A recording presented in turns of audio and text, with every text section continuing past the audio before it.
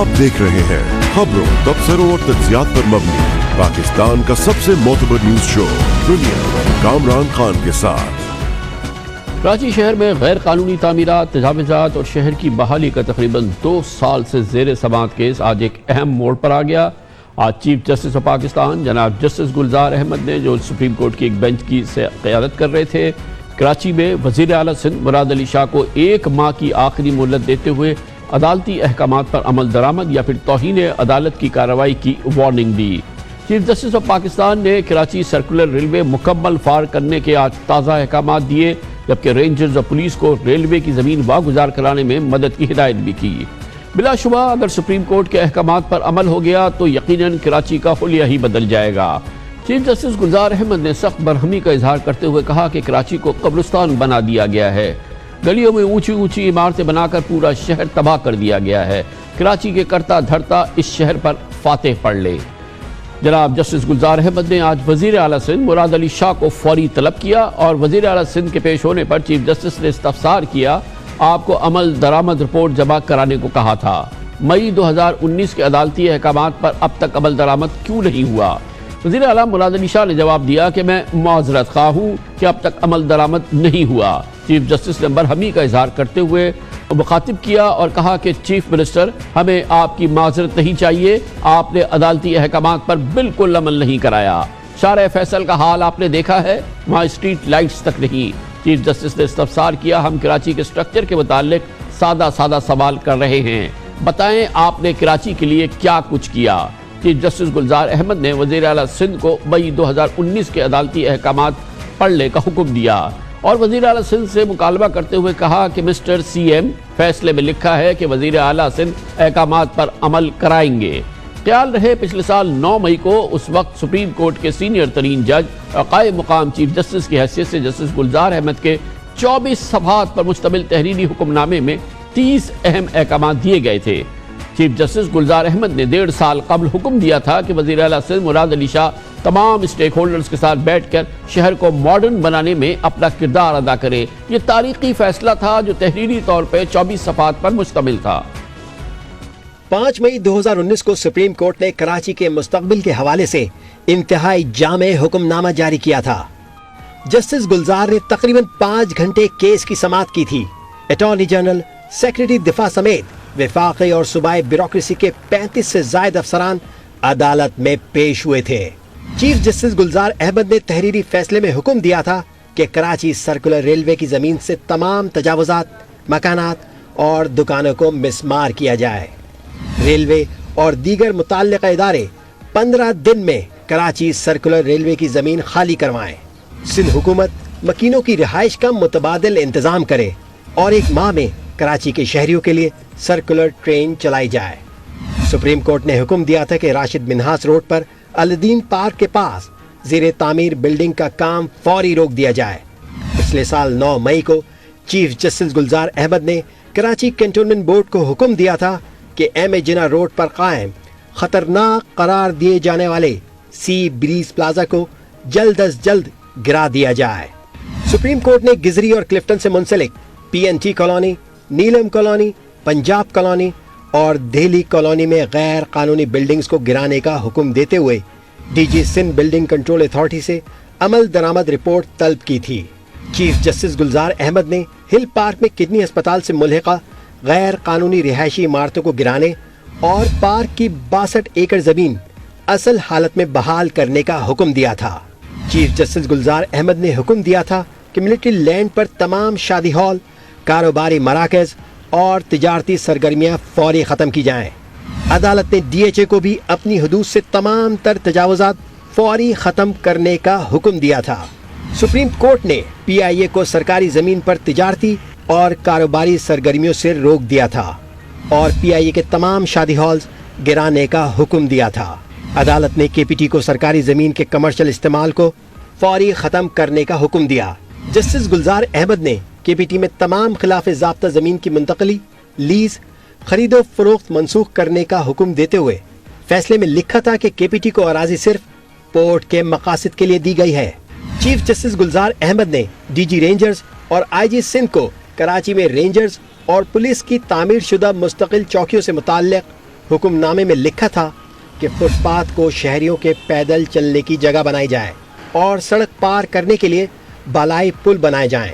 Supreme court ने civil अस्पताल, जिन्ना अस्पताल, अब्बासी शहीद अस्पताल, आगा खान अस्पताल और SIUT समेत दीगर अस्पतालों की सड़कें फौरी क्लियर करने का हुक्म दिया और फैसले में लिखा था कि अस्पतालों के बाहर तजावुजात को फौरी खत्म किया जाए।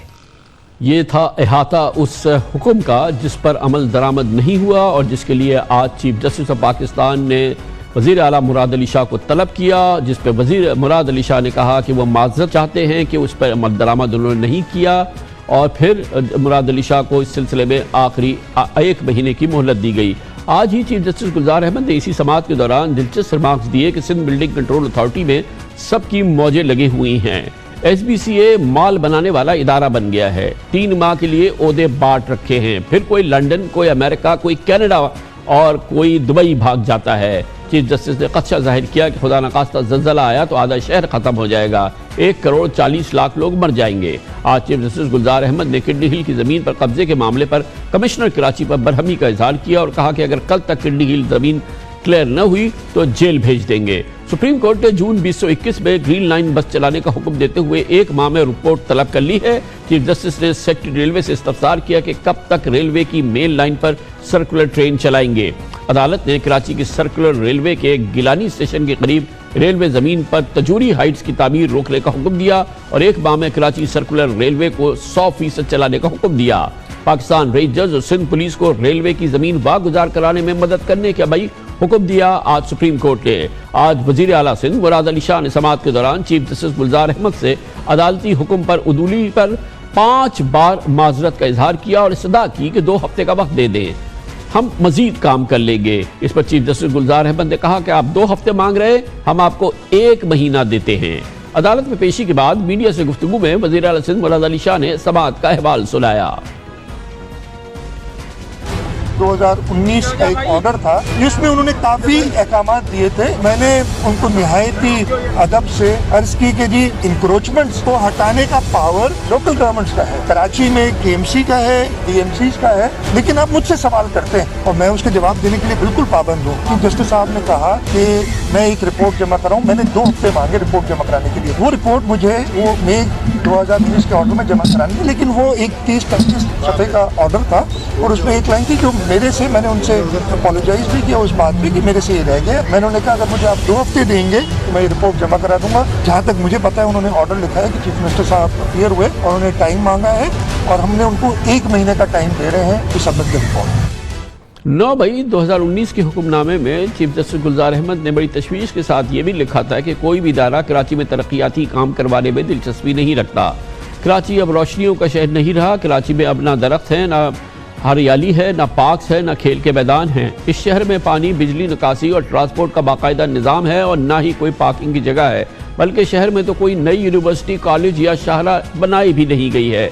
यकीनन वज़ीर आला मुराद अली शाह को आज शुक्र अदा करना चाहिए कि आज सुप्रीम कोर्ट ने कराची में मजमूई तौर पर पानी की सूरत हाल, सीवरेज सिस्टम, कचरे, गलाजत, दोबारा भर जाने वाले बरसाती नालों और धसी हुई टूटी फूटी सड़कों, सेफ सिटी प्रोजेक्ट और दर्जनों वादों के बाद बसों की बात नहीं की, वरना शायद मुराद अली शाह के लिए माजरत कबूल करवाना मुश्किल हो जाता। सिंध का 90% और मुल्क का 70% टैक्स देने वाला शहर कराची सिसक कर जी रहा है। कराची जो कभी रोशनियों का शहर और उरूसुल बलाद होता था, वो अब टूटी फूटी सड़कों का शहर, कूड़े करकट के ढेरों का शहर, गलादत से अटे नदी नालों का शहर, पीने के पानी को तरसते लोगों का शहर और खटारा बसों की छतों पर सफर करते मुफलिसों का शहर बन चुका है। दरअसल सिंध में पिछले 13 बरसों से पीपल्स पार्टी की सिंध हुकूमत ने कराची को लावारिस बना रखा है।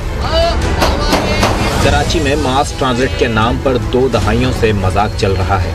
हजारों बसें चलाने के दावे किए गए, लेकिन अब 15 साल पुरानी खटारा जंग आलूद 66 बसें इस बदनसीब शहर को देने का फैसला किया गया है। कराची वैसे तो साहिली शहर है, लेकिन इस शहर के गरीब की सुबह लाइन लगाकर पानी भरने से होती है।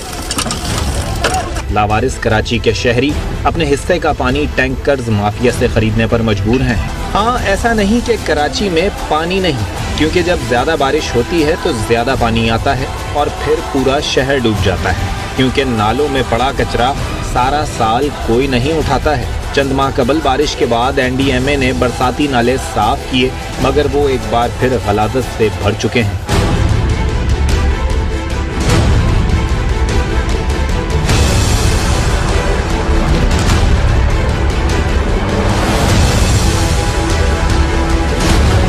کراچی میں تقریباً 15,000 ٹن کچرا یومیہ پیدا ہوتا ہے، لیکن حیران کن بات یہ ہے کہ اس کچرے کا صرف 30% ہی ٹھکانے لگایا جاتا ہے اور تقریباً 70% کچرا شہر میں تعفن اور گندگی پھیلانے کے لیے کھلا چھوڑ دیا جاتا ہے۔ لگتا ہے کہ ٹوٹی سڑکوں پر تو کراچی والوں نے کب کا صبر کر لیا، ٹریفک جیم میں پھنسنے کی عادت بھی ڈال لی ہے، کیونکہ نئی بننے والی ہر سڑک چند دن کی مہمان ہوتی ہے اور پھر وہی کھڈے اور گڑھے یا پھر ٹوٹ پھوٹ کراچی والوں کا مقدر۔ کراچی میں تجاوزات کی بھی عجیب کہانی ہے، جس کا زور ہے اس کی من مانی ہے۔ اشتہاری دیواروں سے لے کر غیر قانونی تعمیرات تک سب نے شہر کو تجاوزات کا جنگل بنا ڈالا ہے۔ اس معاشی دارالحکومت کے لیے 10,000 سیکیورٹی کیمروں کے ذریعے سیف سٹی پروجیکٹ کا تصور 9 سال قبل یعنی 2011 میں سامنے آیا تھا۔ متعدد بار سندھ اپیکس کمیٹی کہہ چکی ہے، سپریم کورٹ نے بھی 4 سال پہلے فوری طور پر 10,000 کیمرے لگانے کا حکم دیا، لیکن کراچی سیف سٹی منصوبے پر کوئی عملی کام نہ ہو سکا۔ نتیجتاً 10,000 سیکیورٹی کیمروں کا تخمینہ 10 ارب روپے سے بڑھ کر 22 ارب روپے تک پہنچ چکا ہے۔ آج کی ڈیولپمنٹ پہ بات کرتے ہیں، اس کے لیے ہمیں جوائن کر رہے ہیں ممتاز سینئر قانون دان جناب حیدر وحید۔ بہت بہت شکریہ حیدر وحید صاحب۔ یہ مئی 2019 کا بہت ہی دور رس آرڈر تھا، 24 صفحات پہ لکھے ہوئے اور درجنوں اس کے اندر احکامات تھے، 35 احکامات ہیں۔ اب مراد علی شاہ صاحب نے کہا ہے کہ وہ 15 دن میں اس پہ عمل درآمد کر لیں گے۔ سپریم کورٹ نے کہا کہ آپ 1 مہینہ لے لیجئے۔ آپ کو کیا نظر آتا ہے یہ جس طریقے سے اس کی بے توقیری ہوئی اس حکم کی پچھلے 1.5 سال میں، اب آئندہ اس پہ عمل درآمد آپ کے خیال میں ہوگا؟ کیونکہ ہے یہ بہت ہی کرٹیکل احکامات اس کے اندر۔ بے شک کرٹیکل احکامات ہیں کامران صاحب، اور یہ آرٹیکل 184(3) کی جورسڈکشن ہے سپریم کورٹ جو اس وقت ایکسرسائز کر رہی ہے۔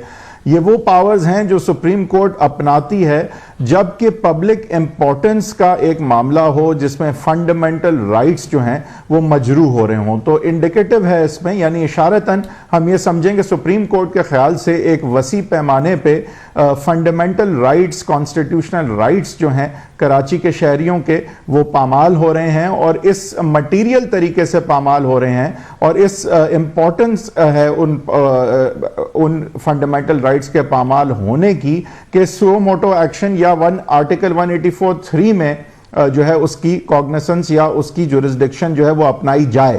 تو اس پریمس کے ساتھ کہ سپریم کورٹ جو ہے وہ آلریڈی سندھ حکومت کی ہی پرفارمنس کو نہیں بلکہ کراچی کے عمومی معاملات کو جو آج جہاں کھڑے ہیں اس کو ایک بہت نیگیٹو نگاہ سے ضرور دیکھتی ہے، یہ معاملات شروع ہوئے تھے۔ اب اس میں جو ہے اسپیسیفکلی کچھ چیزیں جو ہیں وہ سپریم کورٹ نے خاص توجہ دی، اس میں KCR بھی اس میں شامل ہے، تجاوزات اس میں شامل ہیں، اور اس حوالے سے ایک رپورٹ جو ہے وہ چیف منسٹر صاحب سے منگوائی گئی تھی کہ وہ جواب دیں کہ یہ تجاوزات جو ہیں وہ کس طرح سے ابھی تک ہیں، ان کو ہٹایا کیوں نہیں جاتا، اور بہت ایک وسیع پیمانہ تھا اس آرڈر کا جہاں پہ یہ ان سے پوچھا گیا تھا یا ان کو حکم دیا گیا تھا کہ اس پہ عمل درآمد کریں؟ یہ تو جو میری سمجھ ہے اس میں ان سے کہا گیا تھا کہ اس پہ آپ امپلیمنٹ کریں اور امپلیمنٹیشن رپورٹ دیں، عمل درآمد رپورٹ دیں، یہ کام کر کے آپ ہمیں بتائیں کہ آپ نے کر دیا ہے۔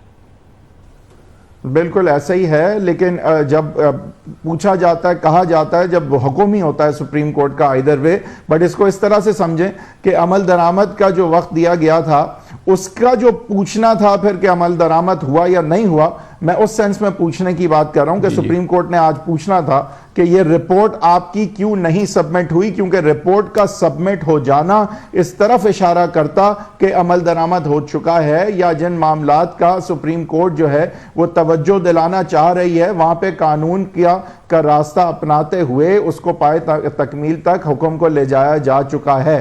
کیونکہ رپورٹ داخل نہیں ہوئی تھی کامران صاحب، تو لہٰذا ہم اس کو ازیوم یہی کرتے کہ شاید عمل درآمد نہیں ہوا، لیکن چیف منسٹر صاحب نے یہ بہرحال کہا کہ نہیں، عمل درآمد تقریباً ساری چیزوں پہ ہو چکا ہے۔ یہ تو ہو گیا حکومت سندھ کا معاملہ، لیکن آپ نے دیکھا کہ اس احکامات میں جو یہ تحریری حکم ہے، اس میں احکامات ہیں کے پی ٹی کے لیے بھی، اس میں احکامات ہے سول ایویشن کے لیے بھی، اس میں احکامات ہے پی آئی اے کے لیے بھی، اس میں احکامات ہیں ملٹری لینڈز کے حوالے سے، وہاں پہ جو کمرشل بلڈنگز کام کر رہی ہیں یا آپریشنز ہو رہے ہیں، اس میں احکامات ہیں کنٹرولمنٹ بورڈز کے لیے کہ یہ جو پنجاب کالونی، نیلم کالونی یا دہلی کالونی وغیرہ میں جو تجاوزات ہیں یا غیر قانونی تعمیرات ہیں، تو یہ تو وفاقی اداروں کے بھی اس میں جو ہے ان کے لیے کلیئر کٹ آرڈرز تھے۔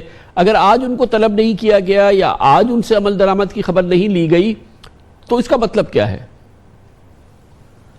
دیکھیں، کیونکہ ایک اسپیسیفک آرڈر چیف منسٹر صاحب کے حوالے سے تھا اور اس حوالے سے امپلیمنٹیشن کو اب کچھ عرصہ ہو گیا تھا اور مئی 2019 کی اب یہ بات ہے، تو لہٰذا چیف منسٹر صاحب کو بلانا جو ہے وہ مقصود تھا۔ اب اس کا یہ مطلب نہیں ہے کہ اگلی دفعہ جو ہے وہ کسی اور کو نہیں بلایا جائے گا، اور بے شک کہ فیڈرل گورنمنٹ کی بھی کوتاہیاں جو ہیں ان کو بھی آڑے ہاتھے چیف جسٹس صاحب جو ہے وہ لیتے آئے ہیں اور آج بھی لیا۔ تو اس کو میں یہ نہیں سمجھوں گا کہ جسٹ بیکاز آج چیف منسٹر سندھ کو بلایا ہے تو کل جو ہے وہ وائلیشنز کی وجہ سے یا نان امپلیمنٹیشن کی وجہ سے کسی اور فیڈرل منسٹر کو، یا ایون اگر ہم آگے ایکسٹینڈ کریں تو کسی کو بھی بلایا جا سکتا ہے اس حوالے سے۔ لیکن اس میں کوئی شک نہیں ہے کہ کیونکہ چیف جسٹس صاحب خاص کر کراچی کو فرسٹ ہینڈ دیکھتے آئے ہیں اور بہت سارے معاملات ان کی آنکھوں سے یہاں گزرے ہوئے ہیں، کیونکہ وہ یہاں چیف سندھ ہائی کورٹ کے جج بھی رہے ہیں اور کراچی کے ریزیڈنٹ بھی رہے ہیں، تو اس لیے ان کا بڑا کین انٹرسٹ ہے کہ یہاں پہ فنڈامنٹل رائٹس جو کراچی آئٹس کے ہیں وہ جس طرح سے اوور دا ڈیکیڈز پامال ہوتے آئے ہیں اور بیسک نیسیسٹی کی چیزیں جو ہیں وہ فراہم نہیں ہو پاتی، کیونکہ جو ہے تجاوزات اور معاملات جو ہیں وہ اس طرح چلے ہیں کہ قانون کی وائلیشنز ہوئی ہیں، تو اس کو درست کیا جائے۔ اور اس میں میرے خیال سے کوئی شک نہیں ہے کہ وہ ایک کافی حد تک اس میں آگے جائیں گے، تو اس لیے میں سمجھتا ہوں کہ آگے جس کیننس سے چیف جسٹس صاحب اس کیس میں چل رہے ہیں، میں سمجھتا ہوں عمل درآمد ہم دیکھتے چلیں گے، لیکن یہ ذہن میں رہے کہ ریئلسٹک ایکسپیکٹیشنز ہونی چاہیے۔ اور آئی تھنک کہ اگر بنیادی معاملات کچھ ایسے ہیں کامران صاحب کہ لوکل گورنمنٹ کی پاور جہاں آ جاتی ہے، جو ڈیولوشن آف پاور کے ایشوز ہیں، جو ڈیفرنٹ جورسڈکشنز ہیں کہ آ کے آپ چیف منسٹر سے پوچھتا ہوں کہتے ہیں تو میری جورسڈکشن ہی نہیں ہے، تو یہ معاملات جو بڑے بنیادی ہیں اگر اس کیس میں یہی حل ہو جائیں کہ ایک یونٹری گورنمنٹ کراچی کو مل جائے، ایک امپاورڈ گورنمنٹ کراچی کو مل جائے، تو میرے خیال سے وہ گورنمنٹ خود ہی بہت سارے معاملات کو شاید طے کر پائے۔ تو یہ کچھ بنیادی معاملات ہیں جو اب سامنے اس کیس میں آ رہے ہیں۔ آپ جواب طلبی کرتے ہیں چیف منسٹر سے، وہ کہتے ہیں تو کے ایم سی کا ہے، کے ایم سی کے پاس آپ جاتے ہیں وہ کہتے ہیں تو کنٹونمنٹ کا ہے۔ تو یہ میرے خیال سے کچھ فنڈامنٹل ایشوز ہائی لائٹ ہو رہے ہیں جن کا اگر اس کیس میں کچھ ہو جائے تو کراچی کا بڑا فائدہ ہو۔ بہت بہت شکریہ جناب حیدر وحید ہمارے ساتھ موجود ہے۔ کمرشل بریک، اس کے بعد ذکر کریں گے سال 2021 انشاءاللہ پاکستان میں صنعتی ترقی کے لحاظ سے، نئی صنعتوں کے قیام کے لحاظ سے، پرانی صنعتوں میں توسیع کے لحاظ سے بہت ہی قابل ذکر اور بہت ہی حوصلہ افزا سال ہوگا، اور اس کے ذریعے روزگار کے بے پناہ مواقع بھی انشاءاللہ پیدا ہوں گے۔ اس پر ایک بار پھر ہم نگاہ ڈالیں گے اور کاروبار کا اور تجارت کا بھی اس پہ لیں گے چھوٹے سے وقفے کے بعد۔ کل بھی ہم نے اس پروگرام میں ذکر کیا تھا پاکستان میں صنعتی ترقی کے لحاظ سے، نئی صنعتوں کا قیام اور موجودہ صنعتوں میں توسیع کے لحاظ سے سال 2021 شاندار سال ہونے جا رہا ہے۔ اس کی بنیادی وجہ یہ ہے کہ ملک میں ایک جانب شرح سود بہت کم ہو چکی ہے پچھلے سالوں کے مقابلے میں، اور دوسری جانب اسٹیٹ بینک آف پاکستان نے بہت پرکشش اسکیم جاری کی کووڈ کے ماحول میں، جس کے ذریعے صنعت کاروں کو بہت آسان قرضوں شرائط پر اور بہت ہی کم شرح سود پہ قرضے فراہم کیے جا رہے ہیں نئی صنعتوں کے قیام میں اور پرانی صنعتوں کی توسیع کے لیے۔ اس کے لیے اسٹیٹ بینک آف پاکستان کی ٹیمپریری اکنامک ری فائنینس اسکیم یعنی کہ ٹرف سامنے آئی، جس کو بہت انداز میں اس کو سراہا جا رہا ہے، اس کو ویلکم کیا جا رہا ہے۔ اور دوسری جانب اسٹیٹ بینک آف پاکستان کی جاری اسکیم ہے LTFF کی، جس میں کہ نئی صنعتیں لگتی ہیں اور اس کے لیے مشینری آتی ہے، وہ بھی کم شرح سود پر ہوتی ہے۔ اور یقیناً ان دونوں اسکیم کی وجہ سے اور اس میں جو دلچسپی سامنے آئی اور اس کا جو رد عمل سامنے آیا، اس سے واضح طور پہ لگتا ہے کہ یہ اگلا سال جو ہوگا وہ اس معاملے میں بہت ہی حوصلہ افزا سال ہوگا۔ اس نئی اسکیم یعنی ٹرف کے تحت 500 صنعت کار ابھی تک 500 ارب سے زائد کے منصوبوں سے متعلق قرضوں کے لیے بینکوں سے رجوع کر چکے ہیں۔ 250 ارب کے 300 کے قریب پروجیکٹس منظور بھی ہو چکے ہیں۔ ان میں ٹیکسٹائل، کنسٹرکشن، آٹو انڈسٹری اور فارما سے جڑے ہوئے منصوبے شامل ہیں۔ صنعت کار اربوں روپے کی مشینری کی خریداری کر رہے ہیں اور اس طرح اسٹیٹ بینک کی لانگ ٹرم فائنینسنگ فیسلٹی بھی صنعت کاروں نے اس سے بھی فائدہ اٹھا رہے ہیں۔ یعنی نئی صنعتوں کے قیام پر کام ہو رہا ہے، پرانی صنعتوں میں توسیع کی جا رہی ہے۔ ایک زبردست گہما گہمی کا ماحول ہے پورے پاکستان میں۔ صنعتی علاقوں میں جو انڈسٹریل پلاٹس ہیں ان کی قیمتیں کئی گنا بڑھ چکی ہیں کیونکہ صنعت کار تیزی سے نئی صنعتیں لگانے کے لیے انڈسٹریل پلاٹس ڈھونڈ رہے ہیں۔ کرونا وائرس کے باوجود پاکستان کے ٹیکسٹائل انڈسٹری اپنی اب فل کیپیسٹی پہ کام کر رہی ہے۔ ہماری ایکسپورٹ انڈسٹری ٹیکسٹائل کی فل کیپیسٹی پہ کام کر رہی ہے اور اب بھی اس کے پاس اگلے 6 سے 9 ماہ کے لیے آرڈرز مکمل طور پہ بک ہو چکے ہیں۔ ہم کہہ سکتے ہیں کہ سال 2021 پاکستان میں ایکسپورٹس کے حوالے سے بھی بہترین اضافے کا سال ہوگا۔ پاکستان کی برآمدات 25 ارب ڈالر سے تجاوز بھی کر سکتی ہیں۔ معاشی ماحول میں تیزی اور پیداوار میں اضافے کے ساتھ درآمدات میں بھی تھوڑا اضافہ ہوگا۔ ظاہر ہے جب انڈسٹریل اور مشینری درآمد ہوگی تو دوسری جانب یقینی طور پہ کرنٹ اکاؤنٹ سرپلس میں کمی آئے گی اور اس سے صنعت کا پہیہ چلے گا، روزگار میں بھی اضافہ ہوگا۔ اور دوسری جانب ہم یہ بھی دیکھ رہے ہیں کہ جو سختیاں ہوئی ہیں امپورٹڈ مصنوعات کے اسمگلنگ کے حوالے سے اور جو اینٹی اسمگلنگ ڈرائیو چل رہی ہے اس کی وجہ سے پاکستان میں مقامی صنعتوں میں اور مقامی مصنوعات کے لیے صنعتوں میں بھی توسیع ہو رہی ہے اور پاکستان میں امپورٹ سبسٹیٹیوشن کا باقاعدہ ایسا لگتا ہے کہ نئے دور کا بھی آغاز ہو رہا ہے۔ ان تمام موضوعات پہ بات کریں گے اور اس کے لیے ہم جوائن کریں گے پاکستان میں کاروبار اور صنعت کی بہت ہی ممتاز ریپریزنٹیٹیو ہیں، سابق سینئر وائس چیئرمین بھی رہے ہیں federation of Pakistan chamber of commerce and industries کے محترم خالد طباب ہمارے ساتھ موجود ہیں۔ بہت بہت شکریہ خالد طباب صاحب۔ یہ بات سامنے آ رہی ہے کہ جو اسٹیٹ بینک آف پاکستان کی ٹرف سکیم تھی اور جو جاری اس کی LTFF سکیم ہے اس کا بھرپور فائدہ اٹھایا ہے صنعت کاروں نے اور ابھی بھی اس کا 1 کوارٹر باقی ہے جس کی وجہ سے اگلے سال اور آئندہ آنے والے جو دن ہوں گے مہینے ہوں گے وہ پاکستان میں صنعتی پھیلاؤ کے لحاظ سے اور اس کی گروتھ کے لحاظ سے کافی میموریبل دن ہوں گے۔ بسم اللہ الرحمن الرحیم۔ کامران صاحب آپ نے بالکل صحیح کہا کہ آنے والا سال جو 2021 ہے اور اب جو گورنمنٹ کی پالیسیز ہیں، دیکھیے پہلے جو 2 سال تھے وہ اکنامکلی پاکستان کے لیے اتنے اچھے نہیں رہے اور گورنمنٹ کی جو پالیسیز تھیں وہ اتنی پازیٹیو نہیں تھیں، لیکن پچھلے 1 سال سے تقریباً اب جو پالیسیز آ رہی ہیں وہ بڑی اچھی ہیں اور ایک انویسٹمنٹ کے لیے بڑی پروموشن ہے۔ آپ نے جس طرح ذکر کیا ٹرف کا، تو ٹرف کا ٹائم جو ہے وہ ختم ہو رہا ہے مارچ کے اندر، مارچ 2021 میں۔ تو سب سے پہلے تو یہ کہ ہمیں اس کا ٹائم جو ہے گورنمنٹ کو وہ بڑھانا چاہیے۔ مجھے پتہ ہے کہ بہت سارے پریشرز بھی ہیں، IMF کا پریشر بھی ہے اور دوسرے پریشرز بھی ہوں گے، لیکن طباب صاحب میں یہ کیا ہے ابھی جو بھی ہماری آخری تاریخ ہوتی ہے ہمارا جو بزنس کمیونٹی ہے اس کے لیے وہ کبھی بھی آخری تاریخ کو تصور نہیں کرتے، چاہے ریٹرن فائل کرنے کی بات ہو، چاہے ایمنسٹی کی بات ہو، چاہے کسی قسم کی کوئی، اب مثال کے طور پہ یہ ٹرف ہے اس میں آگے 31 مارچ تک کا ٹائم ہے اور ابھی سے آپ یہ کہہ رہے ہیں کہ اس کو آگے بڑھا دینا چاہیے، یہ قابل فہم بات نہیں ہے۔ دیکھیے کامران بھائی بات آپ کی اپنی جگہ صحیح ہے، لیکن 31 تاریخ تک LCs جو ہیں وہ کھلنی چاہیے، لیٹر آف کریڈٹس، اس کے لیے بینک کی اپروولز بے تحاشا ٹائم لیتی ہیں۔ پھر LCs آپ جب کھلواتے ہیں جب آپ کا جو ایکسپورٹر ہے باہر ملک میں اس کے ساتھ آپ کا مشینری خریدنے پر ایگریمنٹ ہو جائے، پرائز بارگیننگ ہوتی ہے، تو اس میں صرف ون سائیڈڈ نہیں ہوتا اور اس کے لیے چونکہ ہمیں اس ضرورت ہے اور یہ اتنا اچھا اقدام ہے ایک گورنمنٹ نے کیا ہے ملک میں صنعتی انقلاب لانے کے لیے، تو بہتر ہے اس کے لیے ہمیں بہت ساری جگہ پرنسپل جو ہیں جو مشینری ایکسپورٹ کر رہے ہوتے ہیں ان کے ساتھ نیگوشیشن میں ٹائم لگتا ہے۔ پھر سب سے بڑی بات یہ ہے کہ بینکس کے اپروول، پھر یہ جاتا ہے اسٹیٹ بینک، تو میں اس لیے ابھی سے کہہ رہا ہوں کہ یہ ایک لانگ ٹرم ہوتا ہے، یہ شارٹ ٹرم نہیں ہوتا کہ آپ نے اپلائی کیا اور 8 دن میں 15 دن میں۔ لیکن خالد صاحب یہ اسکیم کا آغاز 25 دسمبر کو تو نہیں ہوا ہے نا، اس اسکیم کا آغاز تو 6 مہینے ہو چکا ہے اور جنہوں نے وہ کام شروع کیا ہوگا اب تک وہ مکمل ہو گیا ہوگا، اس کے لیے انتظار کیوں کیا جا رہا ہے کہ جب 2 مہینے رہ جائیں گے تو پھر ہم اپنے جو سپلائر اس سے بات کریں گے؟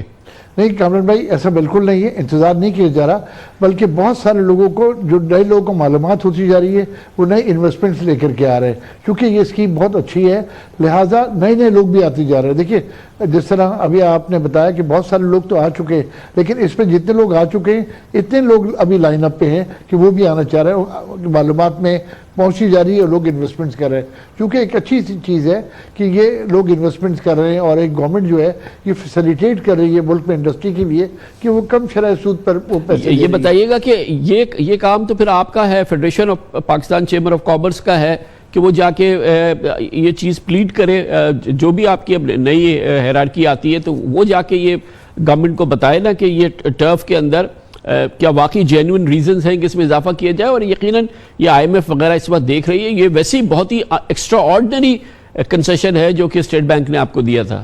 دیکھیے اس بات میں کوئی شک نہیں ہے کہ میں پھر آپ کو دہراتا ہوں کہ گورنمنٹ کی بالکل اب پچھلے 1 سال سے وہ اس کو پروموٹ کریے کہ ملک میں انویسٹمنٹ آئے اور صنعتی انقلاب آئے.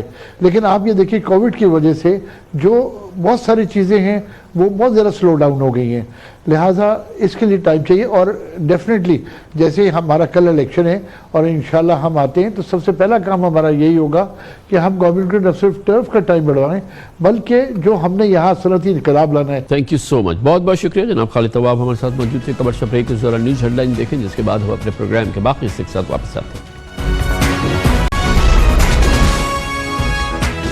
آپ دیکھ رہے ہیں خبروں, تبصروں اور تجزیات پر مبنی پاکستان کا سب سے معتبر نیوز شو دنیا, کامران خان کے ساتھ. مسلم لیگ نون کے پارلیمانی لیڈر سابق وفاقی وزیر خواجہ محمد آصف کو نیب نے اسلام آباد سے اب سے تقریباً 2 گھنٹے قبل گرفتار کر لیا ہے. اطلاعات کے مطابق خواجہ آصف کو آمدن سے زائد اثاثہ جات کیس میں گرفتار کیا گیا جس کی تحقیقات نیب لاہور میں جاری ہے. اطلاعات کے مطابق خواجہ آصف کو گرفتاری کے فوراً بعد نیب اسلام آباد میں منتقل کر دیا گیا ہے جہاں سے کل صبح انہیں لاہور منتقل کرنا ہے جس سے پہلے عدالتی کارروائی کی جائے گی اور لاہور میں جناب خواجہ آصف سے اس کیس کے سلسلے میں تحقیقات ہوگی. بہت اہم ڈیولپمنٹ ہے کیونکہ خواجہ آصف نہ صرف پاکستان مسلم لیگ نون کے قومی اسمبلی میں پارلیمانی لیڈر ہیں, پاکستان مسلم لیگ نون کی چوٹی کی لیڈرشپ پہ جناب خواجہ آصف کا شمار ہوتا ہے. خواجہ آصف 1993 سے مسلسل 6 بار مسلم لیگ نون کے ٹکٹ پر قومی اسمبلی کے رکن منتخب ہو چکے ہیں. 2013 میں نواز دور حکومت میں خواجہ آصف وزیر پانی و بجلی مقرر ہوئے تھے, پھر ان کو وزیر دفاع کی اضافی ذمہ داریاں سونپی گئی تھی اور نواز شریف کی نااہلی کے بعد جب شاہد خاقان عباسی وزیر اعظم بنے تو انہوں نے خواجہ آصف کو پاکستان کا وزیر خارجہ بنا دیا تھا. گویا کہ مسلم لیگ نون کے دور حکومت میں خواجہ آصف انتہائی اہم کلیدی کابینہ کی پوسٹ پہ موجود تھے اور وہ پاکستان مسلم لیگ نون کے حوالے سے یقیناً کابینہ کی اہم ترین شخصیات میں سے ان کا شمار ہوتا تھا. جناب خواجہ محمد آصف کی گرفتاری ہوئی ہے. پاکستان مسلم لیگ نون کا اجلاس جاری تھا اسلام آباد میں موجودہ سیاسی صورتحال کے حوالے سے. اس دوران وقفہ ہوا تھا جس کے لیے وہ باہر نکلے اور وہ ابھی کہیں نکل کے کہیں جا رہے تھے کہ راستے میں نیب نے ان کو انٹرسیپٹ کیا اور ان کو گرفتار کر لیا. اب سے تھوڑی دیر قبل مسلم لیگ نون کی نائب صدر مریم نواز نے ایک ہنگامی پریس کانفرنس میں دعویٰ کیا کہ خواجہ آصف پر نواز شریف کے بیانیے سے علیحدہ ہونے کا دباؤ تھا, اس لیے ان کو گرفتار کیا گیا ہے.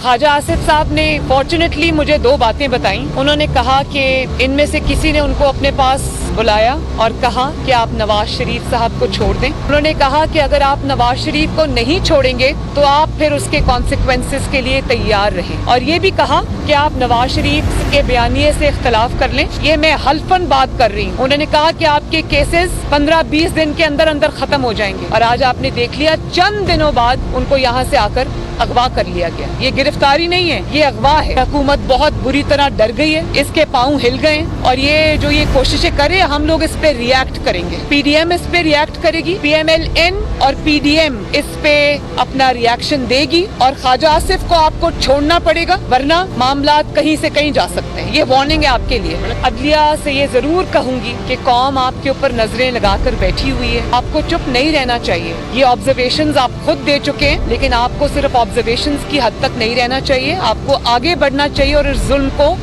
مٹانا چاہیے. اب نیب لاہور کل جناب خواجہ آصف کو اسلام آباد کی احتساب عدالت میں پیش کرنے کے بعد لاہور منتقل کر دے گی جہاں پر خواجہ آصف کے خلاف آمدن سے زائد اثاثہ کیس کے حوالے سے تحقیقات جاری ہے. نیب کا دعویٰ ہے, اس نے الزام لگایا ہے کہ خواجہ آصف صاحب جس دوران پاکستان میں وفاقی وزیر تھے، اسی دوران وہ دبئی کی ایک کمپنی میں بھی ان کی شمولیت تھی، جہاں پر وہ ایک کنسلٹنٹ کے حیثیت سے کام کرتے تھے، جبکہ وہ پاکستان میں وفاقی وزراء کی پوزیشن پہ حاصل تھے۔ اسی دوران وہ کمپنی ان کو پیمنٹس بھی کر رہی تھی اور ہر چند مہینے کے بعد کیش ان کے بینک اکاؤنٹ میں جمع کیا جاتا تھا، اور اس حوالے سے جو ان کے اثاثے جمع ہوئے ہیں وہ کویسچنیبل ہیں، اور اس میں کرمنل انٹینٹ ہے جو کہ الزام لگایا ہے نیب نے۔ انہوں نے کہا کہ اس حوالے سے 50 کروڑ روپے کے قریب اثاثے جناب خواجہ آصف نے پھر پاکستان منتقل کیے اپنی اہلیہ کے ایک بینک اکاؤنٹ میں۔ دبئی سے یہ اثاثے منتقل ہوتے تھے۔ نیب کا دعویٰ یہ ہے کہ دراصل یہ پیسے غیر قانونی ذرائع سے حاصل کیے جاتے تھے دبئی سے، اور پھر وہاں سے یہاں پہ شفٹ کیا جاتا تھا۔ نیب نے یہ بھی دعویٰ کیا ہے کہ متعلقہ کمپنی جو کہ جناب خواجہ آصف، جس کے بارے میں ان کا خواجہ آصف کا دعویٰ تھا کہ اس کے وہ کنسلٹنٹ تھے، اس نے اس حوالے سے سوالوں کے جواب نہیں دیے کہ ان کی آمدن کیا تھی، ان کے کام کیا تھے، اور پھر یہ کہ ان کو جو رقوم تھی وہ غیر معمولی طور پہ کیش کی صورت میں کیوں ان کے بینک اکاؤنٹس میں جمع کی جاتی تھی۔ یہ وہ صورتحال ہے جو یقیناً اب جس کی تحقیقات ہوگی، اور پھر یقیناً یہی پھر نیب کا دیکھتے ہیں کہ ریفرنس بنے گا جناب خواجہ آصف کے خلاف۔ اس کے علاوہ خواجہ آصف پہ سیالکوٹ کی ایک ہاؤسنگ اسکیم کے حوالے سے بھی الزامات ہیں جس میں ان کی شراکت تھی، اور اس حوالے سے بھی ان پر الزامات عائد کیے گئے ہیں۔ یہ خواجہ آصف کو اس سے پہلے یہ معاملہ، ان کا اقامے کا معاملہ جو تھا وہ سپریم کورٹ میں بھی جا چکا ہے، جہاں پر اپریل 2018 میں اسلام آباد ہائی کورٹ نے خواجہ آصف کو اقامے کی بنیاد پر تاحیات نااہل قرار دیا تھا، لیکن سپریم کورٹ نے ان کی نااہلی کو کالعدم قرار دیا تھا اور کہا تھا کہ پاکستان میں کانفلکٹ آف انٹرسٹ کا کوئی قانون نہیں ہے، اس لیے خواجہ آصف پر دبئی میں ملازمت کرنا اور پاکستان میں وزارت کو قائم رکھنا وہ کانفلکٹ آف انٹرسٹ نہیں ہوتا۔ نیب اب کہتی ہے کہ یہ کانفلکٹ آف انٹرسٹ کا کیس نہیں ہے، وہ دراصل آمدن سے زائد اثاثوں کے حوالے سے خواجہ آصف کو گرفتار کر رہی ہے۔ وزیر اعظم عمران خان خواجہ آصف کے وفاقی وزارت سنبھالنے کے ساتھ ہی اقامت پر ملازمت کو شدید تنقید کا نشانہ بارہا بنا چکے ہیں۔ ملک کا defence minister, foreign minister, water and park minister, وہ دبئی کی 5 سال دبئی کی کمپنی سے 15-20 لاکھ روپیہ لے رہا ہے مہینے کی تنخواہ۔ اس کا کوئی تصور ہے؟ کوئی کسی کو 5 سال 15-20 لاکھ روپیہ دیتا ہے مہینے کی تنخواہ؟ وہ تنخواہ نہیں مل رہی تھی، وہ کوئی اور چیز مل رہی تھی۔ خواجہ آصف، اس کا اقامہ ہے وہاں دبئی میں، ملک کا وہ اس وقت فورن منسٹر ہے، 16 لاکھ روپیہ مہینہ اس کو تنخواہ مل رہی ہے، اور لیگل کنسلٹنٹ، وہ اس کا پروفیشن ہی لیگل نہیں ہے۔ سب کو پتا ہے کہ یہ کیا ہے۔ اچھا، اور ہمارے پاس اکاؤنٹ ڈیٹیلز خواجہ آصف کی آ گئی ہیں۔ خواجہ آصف، میں آج آپ کو کہہ رہا ہوں کہ یہ بچ سکتا ہی نہیں ہے اس میں سے۔ ساری اس کے جو چیزیں چھپائی ہوئی تھی، بینک اکاؤنٹ ہمارے پاس آ گئے۔ وہ معاملہ ہے جو کہ اب نیب ثابت کرے گی عدالت میں۔ مسلم لیگ نون کے قائد جناب نواز شریف سمیت تقریباً ہر نامی گرامی نیب کے کیسز میں مسلم لیگ نون رہنما کسی نہ کسی انداز میں اس وقت گرفتار ہے یا گرفتار ہو چکا ہے، چاہے وہ شہباز شریف صاحب ہوں، مریم نواز ہوں، شاہد خاقان عباسی ہوں، مفتاح اسماعیل ہوں، احسن اقبال، حمزہ شہباز، خواجہ سعد رفیق، ان کے بھائی، یہ سب نیب کیسز میں سلاخوں کے پیچھے جا چکے ہیں۔ شہباز شریف اور حمزہ تو اس وقت بھی قید ہیں، جبکہ صرف خواجہ آصف مسلم لیگ نون کے ایسے رہنما تھے جو نیب کی گرفت سے آزاد تھے، اور آج وہ گرفت بھی ختم ہو گئی، گویا کہ وہ مسلم لیگ نون کے ان رہنماؤں میں شامل ہو گئے ہیں جو نیب کی گرفت میں آئے۔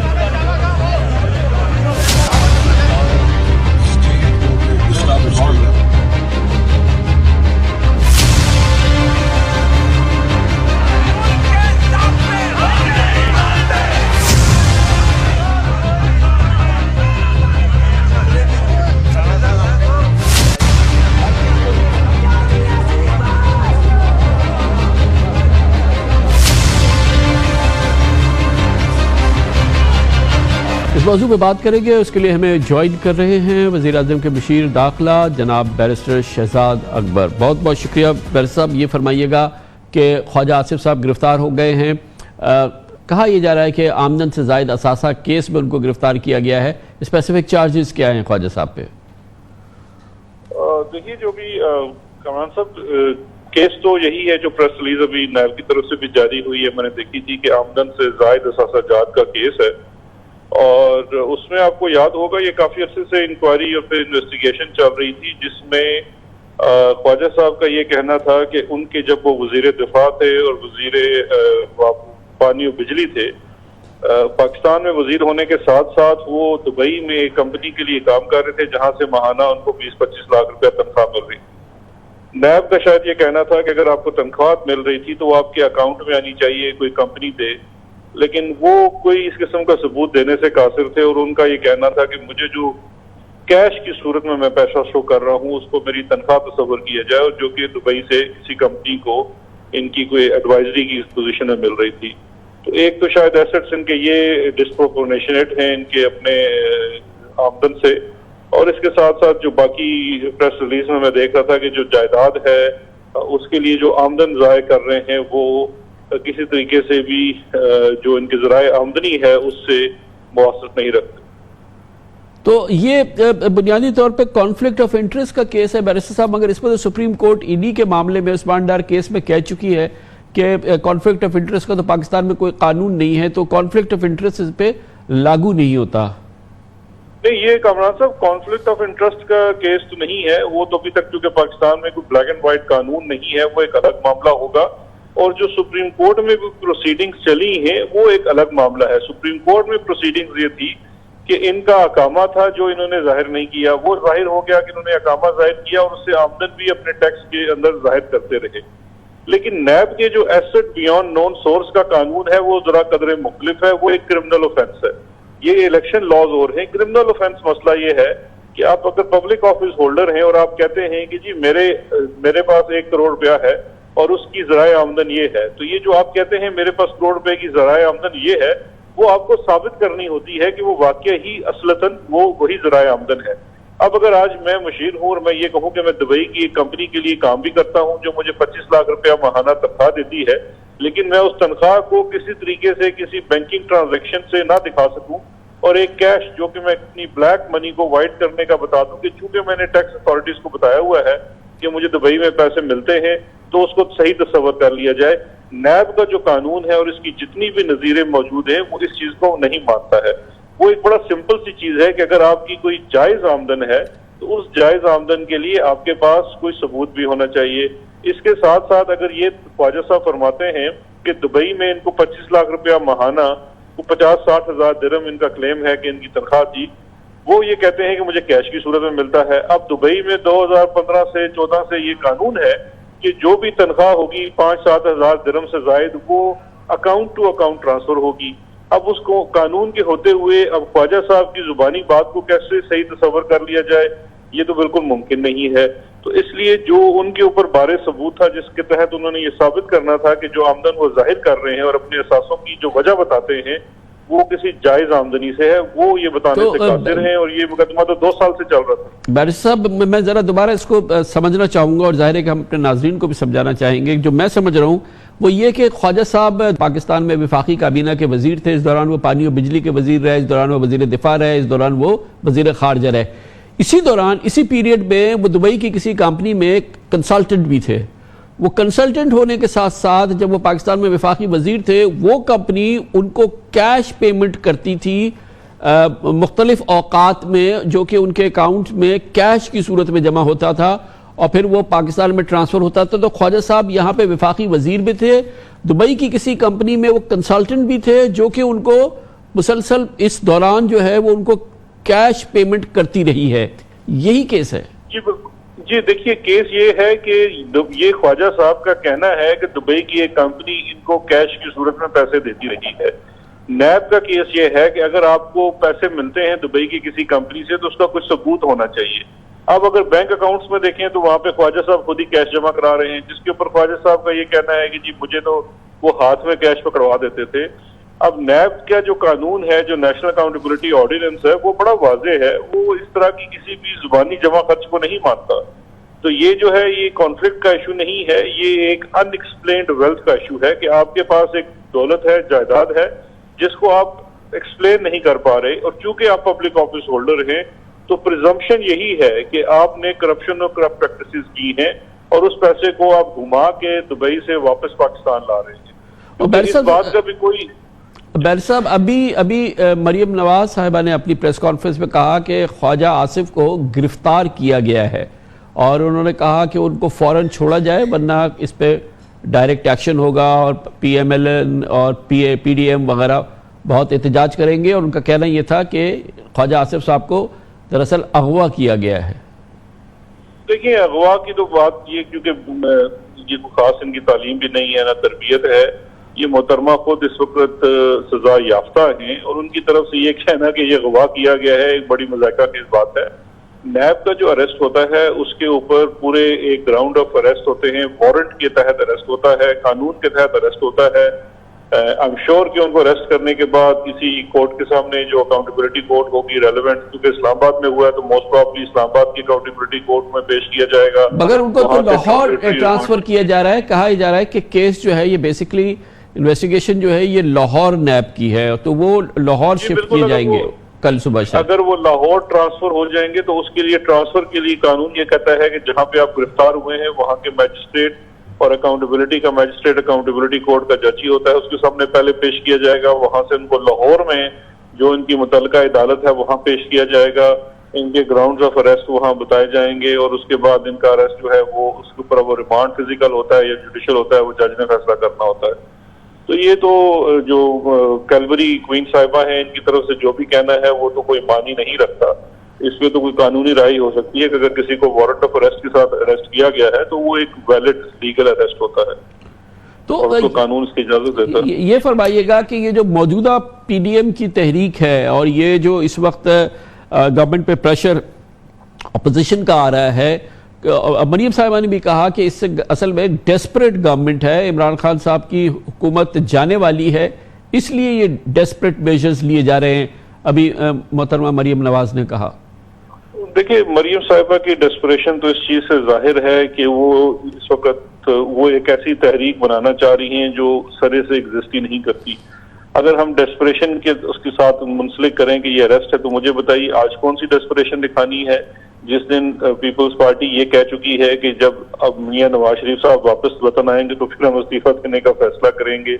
JUIF کے اندر آپ مولانا شرانی جو ہیں وہ اپنی ایک ان سے علیحدگی کا اعلان کر چکے ہیں. ابھی تک انہوں نے جو تاریخیں دے رہے تھے 31 دسمبر سے تاریخ نکلتے ہوئے آگے جا رہی ہے. لاہور کا جلسہ بری طرح سے فلاپ ہو گیا. ان تمام چیزوں کے بعد اگر یہ سمجھتی ہیں مریم کی کسی کو ڈیسپریشن ہے تو ضرور پی ڈی ایم کو ڈیسپریشن ہے اور مریم صاحبہ کو ڈیسپریشن ہے, کیونکہ وہ ایک مشن پہ نکلی ہوئی ہیں اپنے والد صاحب کو بچانے کے لیے. اور اس کے اوپر ان کو کوئی اس کے لیے دیکھیے اگر آپ ان کی ہسٹری دیکھیے, ریسنٹ ہسٹری دیکھیے, تو سب سے پہلے وہ ججز ٹیپ نکال کے لے آئی, اس کے اندر کرنے کی کوشش کی, جبکہ وہ پورا میں یہ سمجھتا ہوں کہ وہ ایک پورا ٹریک کیا گیا, اس کے اندر ریکارڈنگ اصل ہے نہیں ہے. اب وہ والا جب شو سارا فلاپ ہو گیا تو اب پی ڈی ایم کا شو, اب پی ڈی ایم کے شو کے اوپر بھی یا تو اگر آپ کوئی جمہوری چیز کی بات کرتی ہیں اور جمہوری عمل کی بات کرتی ہیں تو پھر تو آپ کو کچھ جمہوری عمل سے گزرنا پڑے گا. اب اس میں پی ڈی ایم کا اگر پورا ایک اعلانیہ یہی ہے اور پورا اس کا مشن یہی ہے کہ نواز شریف صاحب کو واپس اقتدار میں لایا جائے تو وہ تو نہ ہی جمہوری اس کی رستہ بچا ہے نہ ہی قانونی رستہ بچا ہے.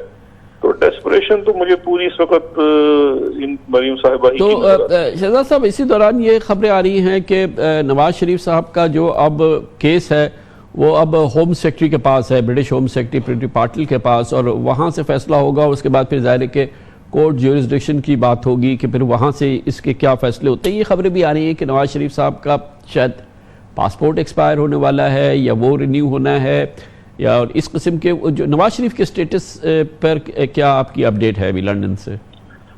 جی دیکھیے نواز شریف کا کیس کے اوپر تو یہ ہے کہ ایک تو ان کی جو ڈیپوٹیشن ہے جس کا ہم نے تقاضا کیا ہے برطانیہ سے, وہ ابھی ہوم سیکرٹری نے اس کے اوپر کوئی ڈیسیژن لینا ہے. اور ظاہری بات ہے انہوں نے نواز شریف صاحب نے اپنا ایک ویزا کی ایکسٹینشن اپلائی کی ہے. ویزا کی ایکسٹینشن جو اپلائی کی ہے وہ ڈیپینڈ کرتی ہے سراسر گراؤنڈز کے اوپر. اب ویزا کی ایکسٹینشن کی جو گراؤنڈ ہے وہ نواز شریف کے پاس تو صرف واحد یہی ہے کہ میں بیمار پڑا ہوں اور میں علاج کرا رہا ہوں. اس کے لیے کوئی میڈیکل سرٹیفکیٹس کوئی پراپر پیٹنٹ چیز دکھانی پڑے گی. میں بڑا حیران ہوں گا اگر وہ کہیں سے دکھا سکیں کہ انہوں نے پچھلے 1 سال میں کوئی ایک ٹیکہ بھی لگوایا ہو. اب اس کے بعد یہ کیسے گراؤنڈ دکھائیں گے جبکہ اس کے ساتھ ساتھ پاکستان نے جو ہمارے عدالتوں کے فیصلے ہیں جس میں اکاؤنٹیبلٹی کورٹ کے آرڈرز ہیں، ان کو پروکلیمڈ افینڈر ڈکلیئر کر دیا گیا ہے، ان کے perpetual warrants of arrest issue ہو چکے ہیں، یہ تمام چیزیں ہم نے عدالت کے سامنے رکھ دی ہیں اور ادھر برطانیہ میں بھی ان کے ہوم سیکرٹری کے پاس رکھ دی ہیں. تو اس کے بعد تو ان کے پاس کوئی، میں سمجھتا ہوں، گراؤنڈ ہی نہیں ہوگی کہ ان کی ڈیپوٹیشن نہ کی جائے. اب اس کے ساتھ ساتھ دیکھیے نواز شریف صاحب جو ہیں وہ ان کا پاسپورٹ بھی ایکسپائر ہونے کو آ رہا ہے، میری اطلاع کے مطابق فروری کے اوائل میں ہے.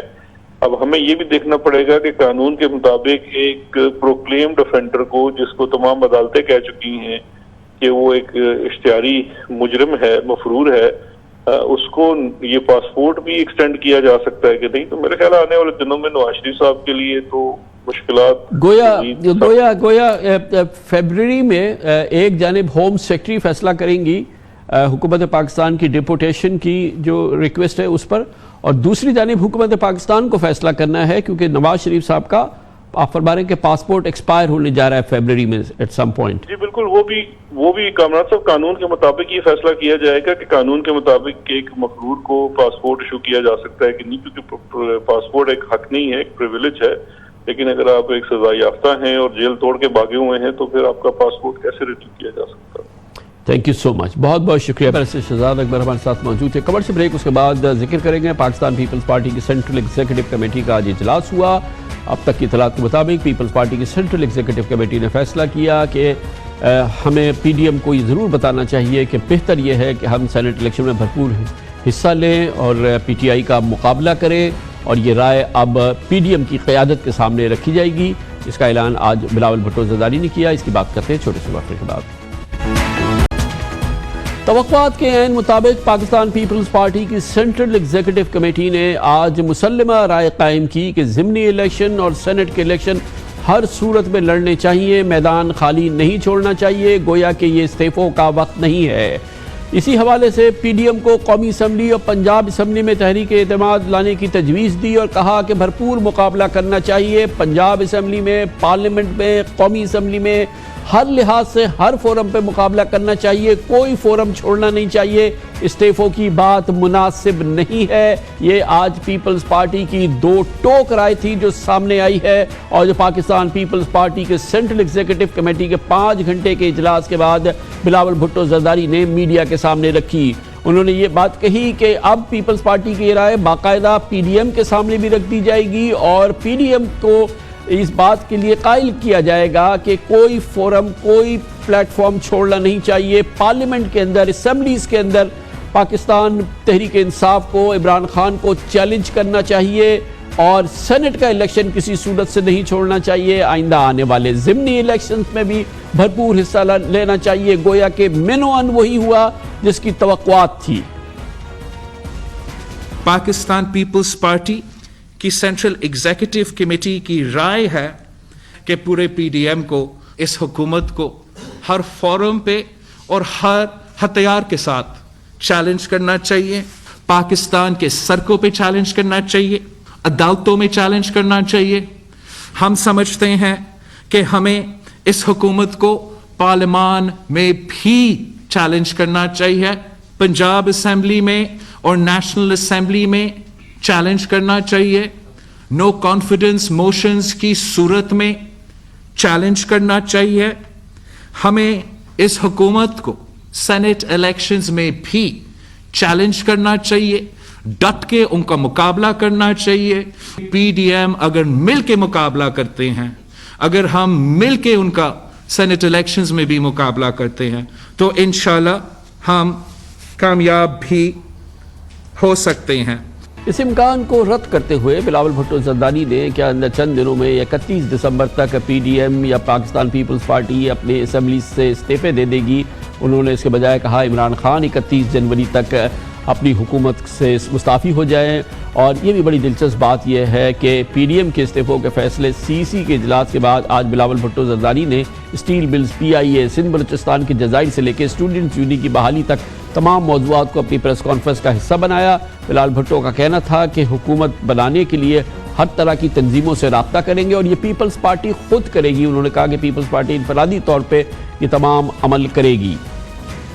پی ڈی ایم کا فیصلہ کہ 31 دسمبر تک سارے ممبران اسمبلی کے استعفے اپنے پارٹی قیادت کے پاس جمع ہوں گے. یہ فیصلہ پاکستان پیپلز پارٹی کی سینٹرل ایگزیکٹو کمیٹی نے انڈورس کیا ہے. ہم اب خود رابطہ کریں گے مختلف آرگنائزیشنز کے ساتھ, مختلف طبقے کے ساتھ.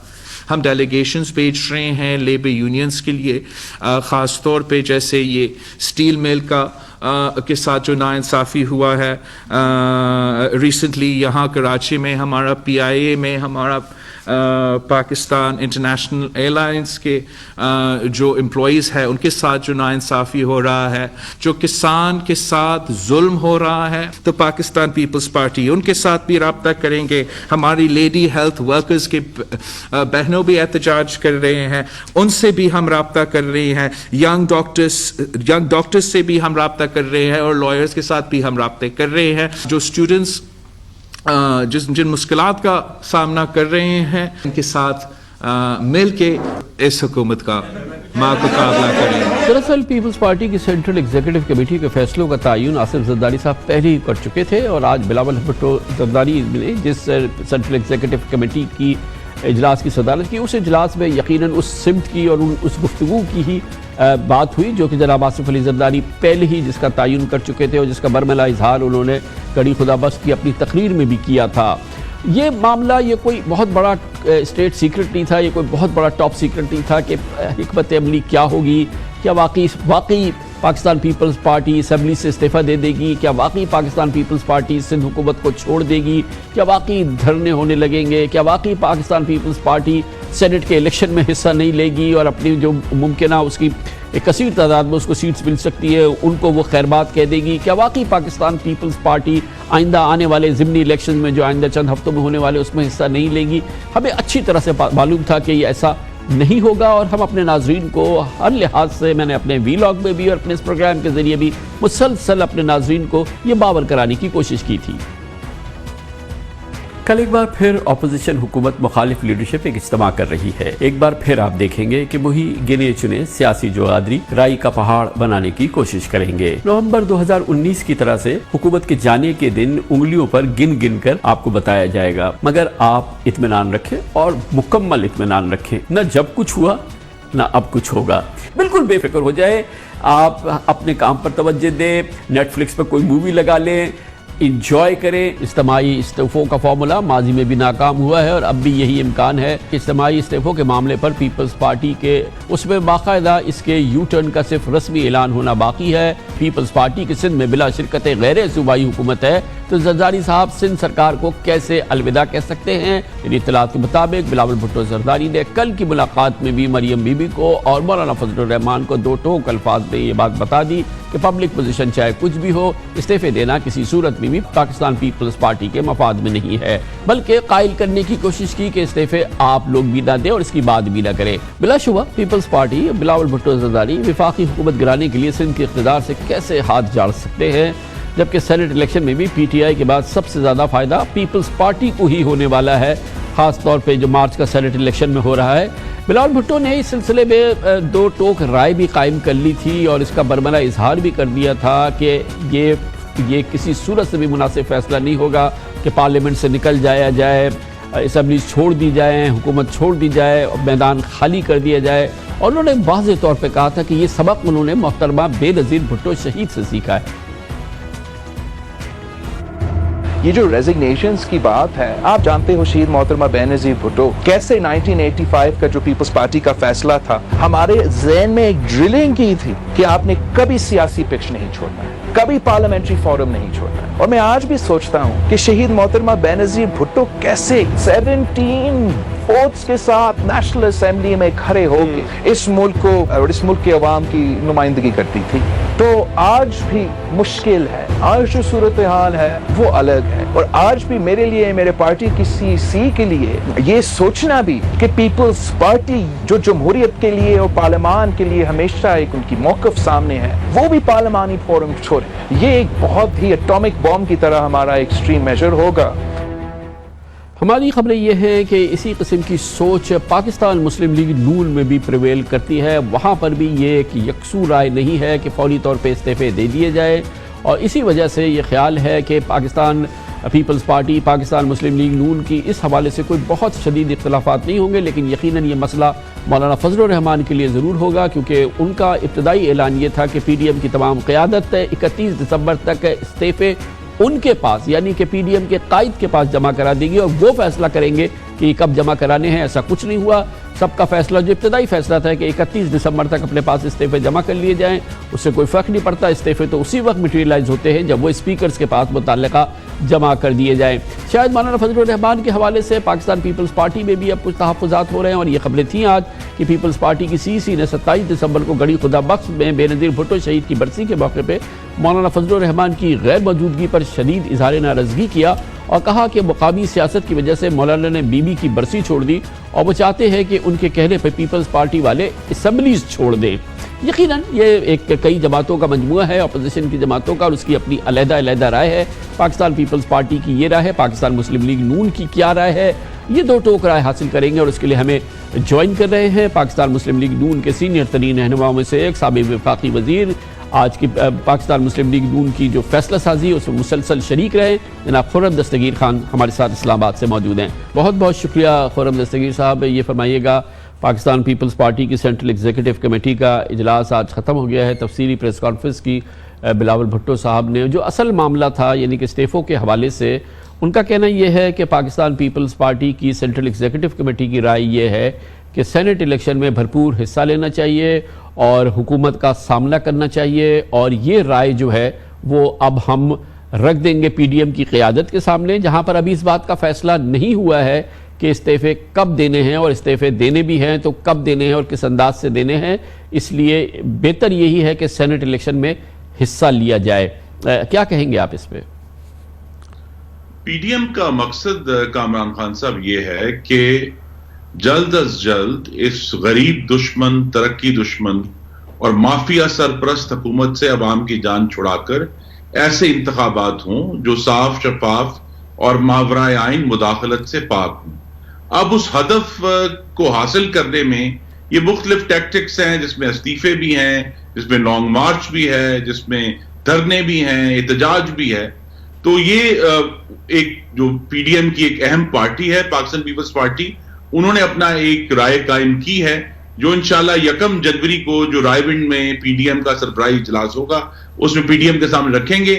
ہم بھی اس پر غور کیا، آج بھی یہ مشاورتی اجلاس جس کے بعد خواجہ آصف کو گرفتار کیا گیا اس میں یہی ڈسکشن ہو رہی تھی، اور انشاءاللہ اس کا ایک متفقہ فیصلہ جو ہے آپ کو 1 جنوری کو سنا دیا جائے گا کہ ہم نے کب جو ہے کب لانگ مارچ کرنا ہے، سینٹ کے انتخابات میں حصہ لینا ہے یا نہیں لینا، اور اس کے بعد جو تاریخ ہے استعفوں کی وہ بھی اس کے بارے میں بھی مزید ویسے کیا ہے خرم دستگیر صاحب، میرا ایک آبزرور کی حیثیت سے میرا خیال یہی ہے کہ مسلم لیگ نون میں بھی اس سلسلے میں دو رائے تو ہوں گی کہ سینٹ الیکشنز میں حصہ نہیں لیا جائے، استعفے دیے جائیں یا استعفے نہیں دیے جائیں، جیسے کہ پیپلز پارٹی کی رائے، دو رائے بہت ہی کھل کے سامنے آتی رہی ہے، اور آج ان کی سینٹرل ایگزیکٹو کمیٹی نے بھی یہ رائے دے دی ہے۔ مسلم لیگ نون میں بھی دو رائے ہیں اس سلسلے میں؟ جی، مختلف رائے آتی ہیں، مختلف جو سیاسی سوجھ بوجھ کے لوگ ہیں، بڑے سینئر لوگ ہیں خواجہ آصف جیسے جو اپنی رائے دیتے ہیں، اور بھی ہمارے سیکرٹری جنرل ہیں، دوسرے لوگ ہیں، لیکن جو رائے وہی ہے جس کے ذریعے جیسا میں نے کہا اس ہدف کو حاصل کرنے میں ہم کامیاب ہوں گے انشاءاللہ۔ اور ایک ہدف یہ بھی ہے جس کے ذریعے یہ سینٹ کا ایشو ریز ہوا ہے کہ ہر وہ حربہ آزمایا جائے کہ حکومت کے پاس سینٹ میں 2/3 اکثریت نہ حاصل ہو اور وہ آئین میں تبدیلی نہ کر سکے۔ تو اسی لیے جو ہے اب زیادہ غالب رائے یہی ہے کہ سینٹ کے انتخابات میں حصہ لینا چاہیے، لیکن بہرحال آخری فیصلہ جو ہے وہ 1 جنوری کو لاہور میں ہوگا۔ گویا کہ یہ ایک امپورٹنٹ بات ہے کہ ایک غالب رائے یہ ہے کہ سینٹ کے الیکشن میں حصہ لینا چاہیے، یہ حکمت عملی جو ہے یہ زیادہ مناسب ہوگی۔ یہ فرمائیے گا کہ اس سے پہلے یہ ضمنی انتخابات ہونے والے ہیں، اس سلسلے میں بھی دو رائے سامنے آئی ہے۔ پیپلز پارٹی تو بالکل اس میں بالکل صاف انہوں نے کہا ہے کہ ہم اس میں ضرور حصہ لیں گے، مسلم لیگ نون ابھی کوئی رائے قائم نہیں کر سکی ہے۔ جی، یہ ابھی معاملہ اس میں فیصلہ ہونا باقی ہے، اس پر ہم کل بھی دوبارہ ملیں گے، اور پرسوں جو پی ڈی ایم کا سربراہی اجلاس ہے جمعے کے روز उससे पहले मुस्लिम लीग नून भी अपनी हतमी राय कायम कर लेगी इंशाल्लाह। वैसे आपकी खुर्रम दस्तगीर साहब एक बहुत ही आप माशाल्लाह सीनियर सियासतदान हैं, ख़ानदानी सियासतदान हैं, और आप मुस्लिम लीग नून की ख़ानदानी तौर पे सोच को देखते हैं, रिप्रेजेंट करते हैं। मौजूदा हालात के लिहाज से जो पीपल्स पार्टी की राय है, जो कि हम अक्सरियत की राय भी समझते हैं, जो कि हम अक्सर लोगों से सुनते हैं, क्योंकि पीपल्स पार्टी की तो बहरहाल हुकूमत भी है, कि इस्तीफे जो हैं वो तीर बहदफ नुस्खा नहीं है, क्योंकि बहुत जो अपोजिशन से भी मुंसलिक कानूनदान हैं वो कहते रहे हैं कि इससे फ़र्क नहीं पड़ेगा, ज़िमनी इलेक्शन हो जाएंगे और वो फिर उससे शायद जो सकत है इस वक्त पीडीएम की वो भी मजरू हो जाएगी। नहीं, देखिए, इस्तीफे अगर ऐसे वक्त में आए जिस वक्त अवामी धरना हो रहा हो या अवाम का एक बहुत बड़ा इज्तिमा इंशाअल्लाह जब इस्लामाबाद में मौजूद होगा, तो उसके साथ इस्तीफे जो हैं वो वाकई एक तीर बहदफ नुस्खा है, क्योंकि 156 अराकीन हैं अपोजिशन के कौमी असेंबली में, तो उसमें फिर एक बहुत बड़ा मसला बन जाएगा कि एक ऐसी कौमी असेंबली जिसमें अपोजिशन मौजूद नहीं है और हुकूमत इस काबिल नहीं है कि वो 156 पर बेयक वक्त इंतखाबात कराए, उनको इंतखाबात स्टैगर करने पड़ेंगे, तो उन सीटों को भरने में, और फिर जो है वो मैं दोहराऊंगा इस बात को कि 2/3 अक्सरियत हासिल करने का जो इनका प्रोग्राम है वो इतनी आसानी से नहीं हो सका। तो इस्तीफों का मकसद जो है वो इंतखाबात तक भी पहुंचना है और हुकूमत को फौरी तौर पर डिनाई करना है कि वो किसी भी तरह 2/3 मेजोरिटी के जरिए जो है आइन के अंदर ऐसी तब्दीलियां ना कर दें जो फिर पाकिस्तान में जमहूरियत के लिए उतनी ही जहर साबित हो जिस तरह 8वीं आईनी तरमीम। वैसे मुस्लिम लीग नून में हमदर्दी है पीपल्स पार्टी की कॉज के साथ, क्योंकि वो तो वाहिद हुकूमत, वो पार्टी है जिसकी हुकूमत है, मौसर हुकूमत है और बड़ी अक्सरियती हुकूमत है, और इस्तीफों की सूरत में उन्हें ये हुकूमत छोड़नी पड़ेगी। और दूसरी चीज ये है कि सेनेट के इलेक्शन में भी उनकी बड़े कसीर मेंबर्स आएंगे अगर इसी हैयत में सेनेट के इलेक्शन होते हैं, इस लिहाज से वो तो एक बहुत बड़े विक्टिम हो जाएंगे। और आप जो उनसे मांग रहे हैं वो टू मच नहीं है? वैसे ये राय है मुस्लिम लीग नून में? जी नहीं, देखिए, हमें प्री डिटरमिन नहीं करना कि क्या हमें बेयक वक्त इस्तीफे देने हैं।